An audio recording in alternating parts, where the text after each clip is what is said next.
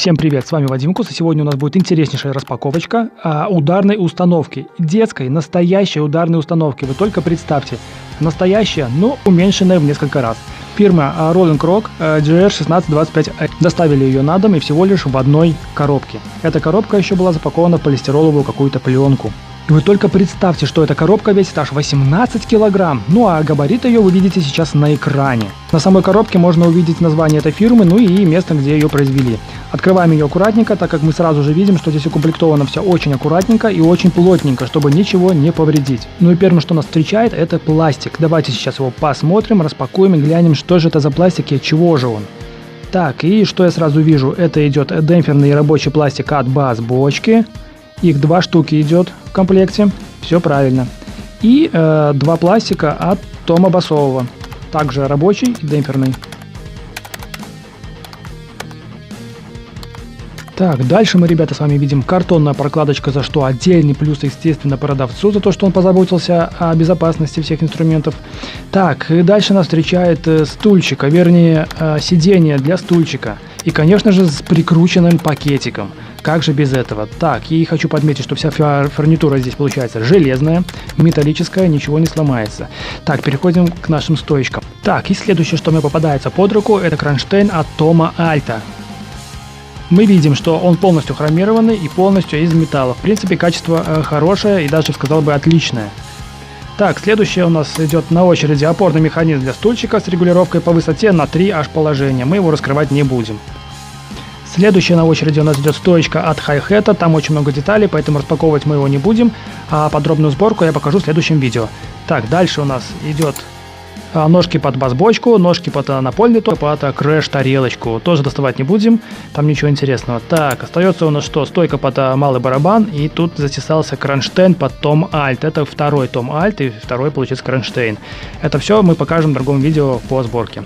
Так, дальше идет перегородочка, опять же плюс. Видите, как все красиво, все аккуратно отгорожено. Так, и нас встречают замечательные тарелочки, просто превосходные, красивые тарелочки. И первая атака нас встречает, это крэш-десяточка, идет в количестве 1 штука. Замечательно. Дальше у нас получается 2 тарелочки под хай-хет, 8. Кто не знает, хай-хет состоит из 2 тарелочек. Как это все собирается, я покажу также в следующем видео. Так, ребята, следующий по очереди на распаковочку нам попадается Том Альт 8, ну 8х5. И вы уже видите, что здесь установлен пластик, кое-как натянут и даже почти настроен. Все вкручено, все отлично. Хорошо, пока его в сторону. Дальше мы с вами наблюдаем малый барабан, 10х5. Как я понимаю, пружина здесь есть. И есть она, да, она внутри. Я привык, конечно, к пружине, которая снаружи, ну а здесь она стоит внутри. И также можно ее поднимать и опускать. Это очень хорошо.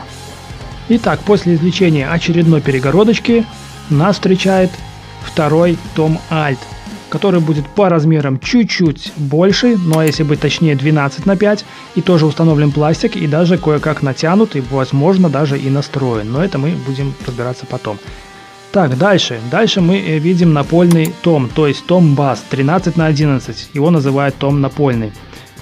Как видите, пластика здесь нет, мы его вначале доставали, пластик здесь не установлен, а значит, что придется устанавливать вручную. Для этого нам нужны будет 2 кольца, которые здесь вы видите, вот они, 2 хромированных кольца, либо обручи называйте, как хотите, для того, чтобы можно было установить тот самый пластик, настроить и натянуть его.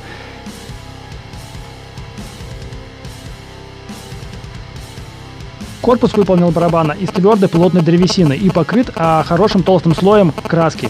Никаких царапин и сколов на нем не видно. Также присутствует фурнитура, которая вся металлическая и, конечно же, хромированная. Чтобы не быть голословным, давайте обратим внимание на камеру, посмотрим на толщину самого корпуса. Насколько же он плотный, толстый и качественный. Прям можно сказать, дорого-богато. Качество чувствуется, видно и ощущается прям на ощупь. Ну что ж, давайте перейдем к следующим деталям.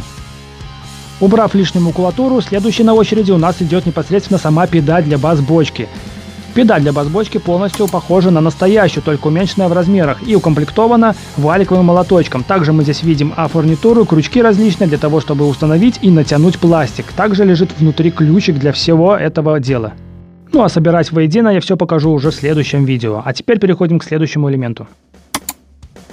Последний элемент, который находится в этой коробке, это бас-бочка 16х11 и 2 обруча для него, чтобы установить на него пластик. Сам корпус этой бас-бочки сделан из такой же древесины, как и напольный том. Ну и все, ребята, у меня, собственно, на этом все. Если вы хотите полную видеоинструкцию по сборке и, конечно же, настройке, ждите и смотрите видео 2 и видео 3. Ну и же либо можете зайти на YouTube канал Вадимкус. Сейчас вот вы увидите его на экране. Подписывайтесь, ставьте лайки, смотрите, там тоже будут эти видеоролики.